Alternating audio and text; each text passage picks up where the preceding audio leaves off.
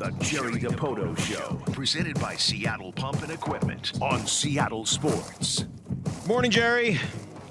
Morning, guys. What's happening? Well, it was a tough one. Actually, tough two last couple of games, obviously. And the blowouts, are those easier to take sometimes for you or harder than the, close game or sloppy game? Like, which are the toughest ones for you?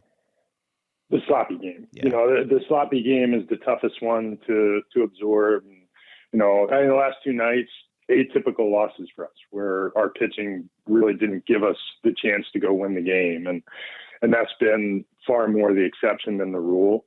And they're going to happen, and they're especially going to happen in Fenway Park against the offense we just played. And that was the unfortunate part.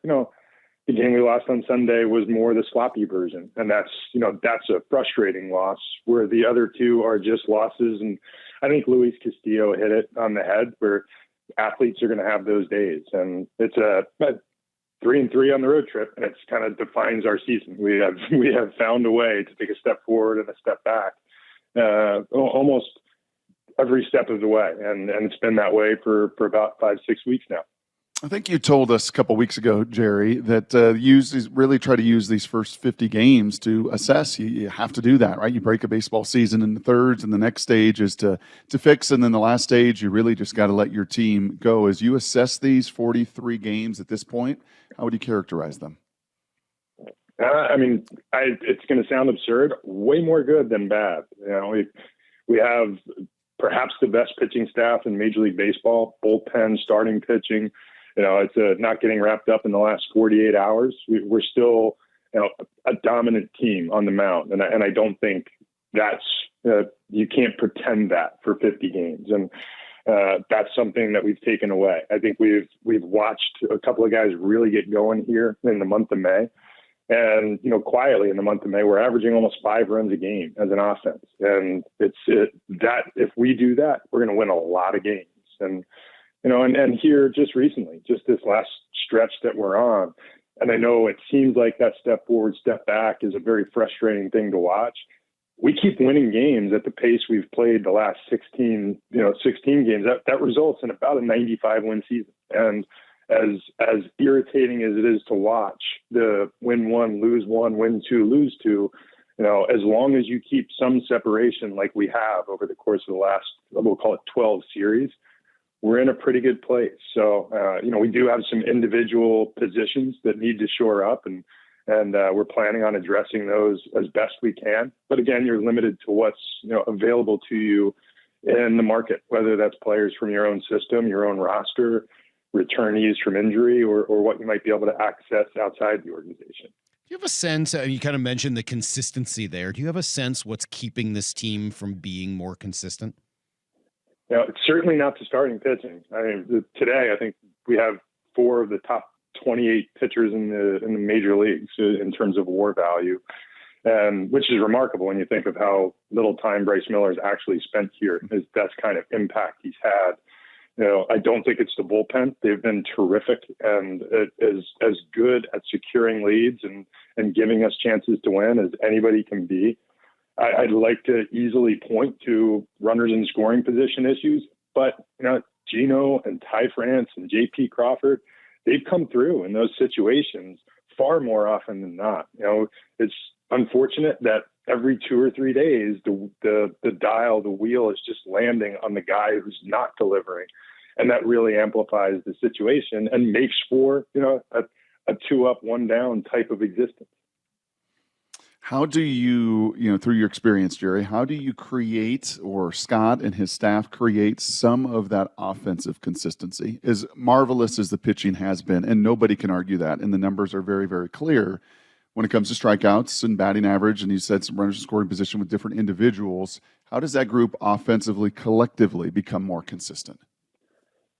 No question. It's what we do. It's the pitches we choose to swing at. It's staying in our zone. It's not leaving, the white part of the plate and chasing, on the edges and off. And it's understanding your skill sets. Each guy's got a different way that they contribute. Some guys their big value is getting on base. Some guys, their big value is driving in the runs, and there's everything that happens in between. But when we really start clicking, and I think we started to see it a little bit on this road trip. When we start clicking, it's usually when our walk rate starts to build and our homers start to fly. And, we are a team that scores, and this has been the case for our team for a number of years now. We score when we homer. And, for the first 5 weeks of the season, we just weren't homering like we usually do. And I do think that is a weather-related thing. As the weather warms, the homers start to fly. You talked about Bryce Miller and what he's done in a short amount of time, and it's really just incredible. And he's going to have a tough test tomorrow, right, as he takes on a Braves lineup that's very good, and I'm curious to see how he does. But can't take anything away from what he's accomplished. It's just unbelievable. What did you make of his ability to adjust in his last start, where he kind of went away from the fastball a little bit, started using more of his breaking stuff? Really impressive. And what you saw was, frankly, what he was doing in Arkansas in the early stages of the season, and trying to prepare himself with a full arsenal to go out and do what he just did, which was adjust to a lineup that appeared to be on his fastball in the early going. And that's something that Bryce hasn't or won't run into very often, I suspect. But when you do run into a team that is on your fastball, you have to have an alternative measure. And he showed that he's not a one-trick pony. He can go out there, he can pitch. I thought he threw some really good changeups, obviously leaned on his breaking ball quite a bit. And what that does is it frees up your fastball on a day where it might not be quite as special as it typically is, or you just have a good fastball hitting team, like sometimes you're going to run into in our league. But I was very impressed. I think you told us this offseason Bryce's fastball was the best in the entire minor league system, not just yours, but maybe in all of minor league baseball. Where is that fastball when it comes to the league that he finds himself now in, where he's doing historic stuff?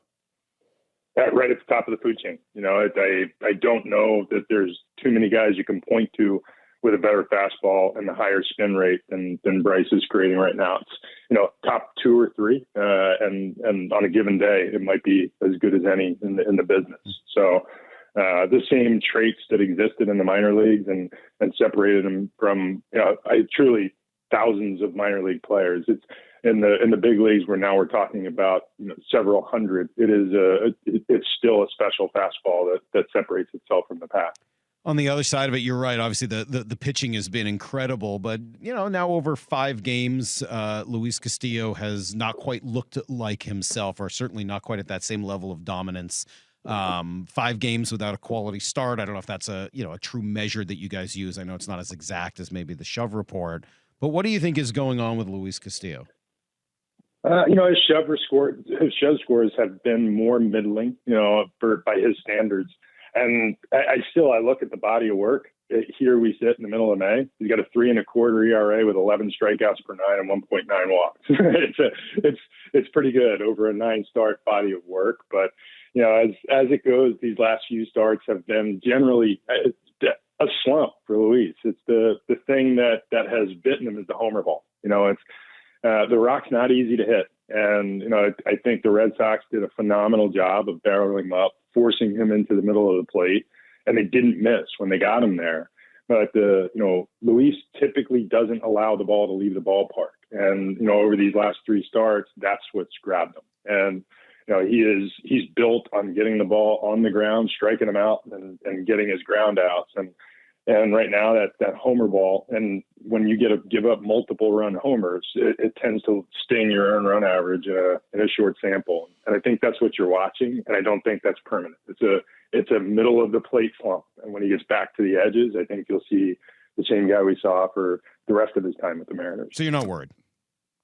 Not at all. His physical stuff is maybe better than it's ever been. I mean, he's the other night in Boston, it's 97, 98, and the ball's got all the life that you want to see. And it kind of reinforces the idea that you have to pitch in good counts in this league. And in this league, middle probably doesn't work very well. And he's a guy that will get away with mistakes. But it's like I said, the Red Sox didn't let him off the hook, and he wasn't finding his way, to the thirds or the edges of the plate where Luis can pitch and have. Jerry, I do want to come back to some of the arms and maybe even an organizational philosophy when it comes to those arms. But circling back last thing I'll bother you with the offense, because Salk and I have spent a fair amount of time going back and forth on this and looking at the walk rate and looking at the average, looking what, it's the beauty and the curse of baseball, right? You can tear apart any of these different numbers. Do I kind of hear you say, I don't want to put words in your mouth, that, you know what, you can live with the strikeouts as long as the walks and the homers are there? Yeah, I'd prefer not to, but yes is the answer to that question. Yes. Provided how many there are of the other two. And right now we're striking out at an extreme rate, and that has been the case really since the St. Louis series at home. And we've done a little bit better job, here in the last 10 days of reeling that in. That can't be such a pronounced part of our game is that kind of swing and miss. We've historically been a league average team in regard to whiff, strikeout rates, et cetera. And we're upper level to elite in swing decisions, walk rates, getting on base. And if you add that to power, it all works. We're not a team that's going to hit 270. We've hit an aggregate roughly 228 over the last 3 years. And we're not a team that's going to light you up with batting average, but we are a team that can score runs. And we just have to get back to the formula that allows us to do that. What have you made of Colton Wong's start, especially defensively? A rough start, and it's not the defense. It's the body of work right now. It's just been a struggle for him. And what it is, I don't know. I wish there was an answer that I could provide or that we could provide. And obviously you saw last night that Cabby got a start against the right-hand pitcher. And you may see that more in the short term as we try to just give Colton a chance to reset and get his season started in the way he's accustomed to playing. He's been a really good player for the better part of a decade in this league, and I don't think that is done. I don't think that's over. Clearly, he got off to a rough start, and he's having a tough time reeling it in. And maybe just a breather. We'll give him a chance to do just that, but. It's been, the whole of his game has been just off. And I think he's aware of that. And hopefully this is a chance to, as I said, just reset and just start over. This game is so maddening in so many different ways when you try to predict and project. And I can't even imagine your job, your GM's job, your analytics guy's jobs. But I am curious. Colton is one that, I think you've been on the record saying, we've looked at him for a bunch of years, kind of like Luis Castillo, right? We learn of it at the very end when the transaction comes across, but at the bottom of that iceberg is a lot of work over a lot of years of looking at guys. Colton was one you wanted for quite some time, or at least had some interest in. Does it make it that much more maddening to see him struggle the way he is in this environment? I really don't consider it for how it makes me feel. I consider it for how it makes Colton feel, how his teammates feel. We want to put a good product on the field, but at the end of the day, the productivity at the position, whether it's Cabby, whether it's eventually Dylan Moore, it's guys are going to struggle. And at the end of the day, it can't be, I can't take it personally when the guy that I wanted to bring here struggles. We have to try to figure out how to solve it, how to get him back on track. Or is this just the new version of that player? And in this case, I don't see that. He's too young a player, and we've encountered this before. As sometimes, as is the case with watching, baseball as a fan, the emotion of the game. You want to go win 10 games in a day. You don't understand why you can't rip off the 14 in a row of last summer. You know what? A lot of 10-6 runs go a long way in our league. And the same thing is true of an individual player. A lot of 1-for-3s with a walk go a long way toward getting you back to where you want to be, but you want to go 10 for 10 that day. And that's how these things typically build up, and they do spill over to other, areas of your game, and your head is somewhere else. You're not quite locked in. And I'm sure that all of those things in some way have contributed to Colton's slow start. But he's also not the only one that's had a slow start. And when you have multiples of them, it seems that your offense is not on track. But again, despite the fact that he's not producing on a level that he's, typically provided, we are continuing to find ways to score runs over the course of this, these last 2-3 weeks. in a way that if we score 5 runs a game, we're going to be a good team when this is all said and done. Shifting from personal, and I appreciate that answer a whole bunch, shifting from the personal side of it just to the straight philosophical side, it feels, Jerry, as if your whole farm system is loaded with pitching, right? And obviously we've seen a few of them, and what Bryce has done, as we talked about earlier, has been historic. Is that a philosophical and I remember a couple of years ago you drafted almost nothing but pitchers. Was that almost a philosophical move that we are going to load this organization with the strength in pitching, and we can find maybe some of the offensive positional players, not that there aren't Jared Kelnick's and Julio's and those young guys as well, but it's easier to load the system with front end arms? I don't want to say it's a hard and fast philosophy. When we get into draft, when we get into international, our intent is to sign the best players, the best arms, the best athletes, the guys we think have the highest upsides, whose talents and I guess preferences, the way that player is wired, fit our system. But it's funny you say that. Sometimes what you see last. You see Bryce Miller, you see Logan Gilbert, you see George Kirby. It's Brian Wu, it's Emerson Hancock. There are others. It's Matt Brash, it's Andres Munoz. We do have a host of exciting arms with really good stuff. Right now, we think the best part of our farm system is the offensive players that are starting to gather up in the A levels. and we're going to have this conversation in about a year. And the narrative is probably going to be flipped. Our pitching, there is a gap in the wave of pitching that we think is forming. And there is what we think is a tidal wave of young offensive talent that's right now playing in Modesto and Everett that we ultimately believe will be that next wave to crash in Seattle. Well, speaking of waves, where are some of your Double-A pitchers at? They're kind of fun to talk about between Brian Wu and Prelander Baroa. How close are these guys? Honestly, I think any of those guys, and Pre has really, taken to the bullpen. He's throwing 98 to 100 with a wicked slider. It's been a very seamless transition for him. He had another excellent outing last night down in Wichita. He's the type of guy that you could envision throwing into a major league situation and him just running with it. And that could happen, at any point, really. He's doing the right things, and you need to make sure that he's resilient enough. He's bouncing back, which right now he is. You'd like to get him, 3 outings in a week or back-to-back days to make sure he's prepared for that.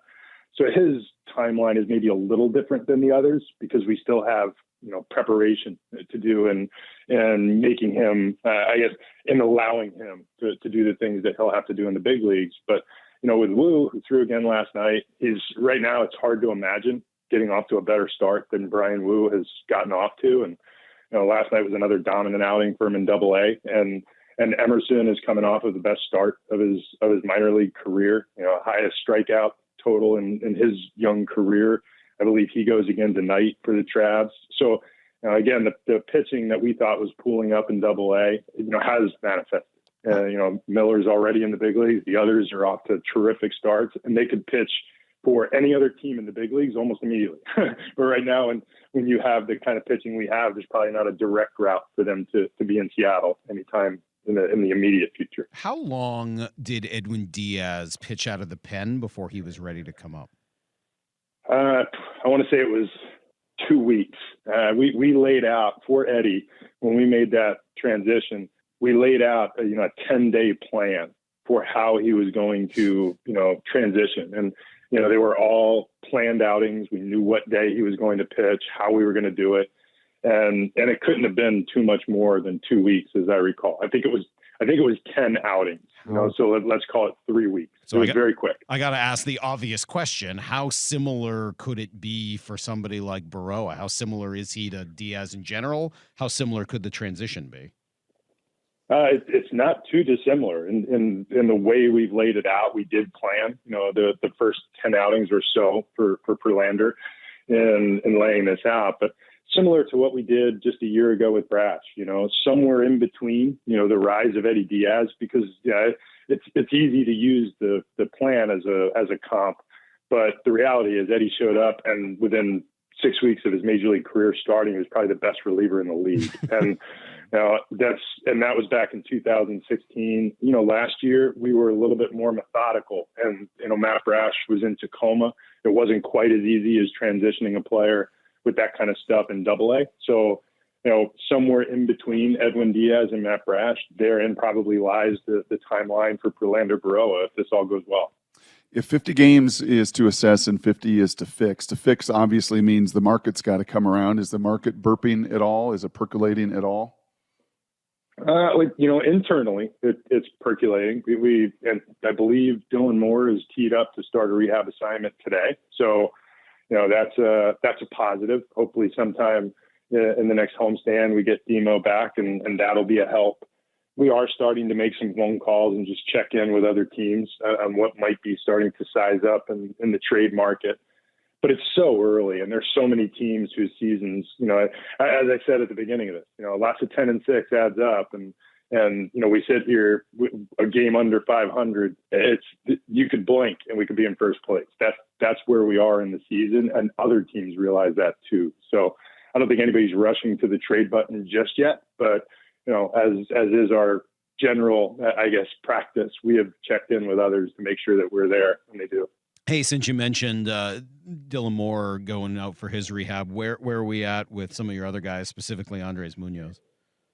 Yeah, Mooney's in his throwing program. My understanding is that if his throwing goes well over the next 2 days, he'll progress toward his mound work and then start building up his pitch count to get ready to go out on a rehab assignment. So we'll find out more in the next 2 days. It has gone very well for him since he had his PRP injection, and we've taken very methodical steps to make sure that when Mooney does get back here, he's ready to do the things that Andres does. And I think it makes it all the more remarkable that, as each of these holes has sprung up in the season's first 7 weeks, we've been able to fill it with guys like Topa and Spire and Wanten or Cabby or Bryce Miller. It's really a testament to our scouting and development people and what they've been able to do, and to those players for being mature enough to handle the challenge. And when we get Mooney back, we should be in even better shape because those guys have now proven to themselves and to us that they can handle the roles that they're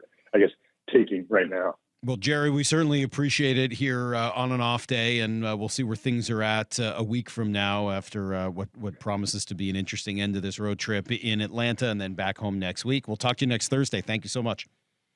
You got it, guys.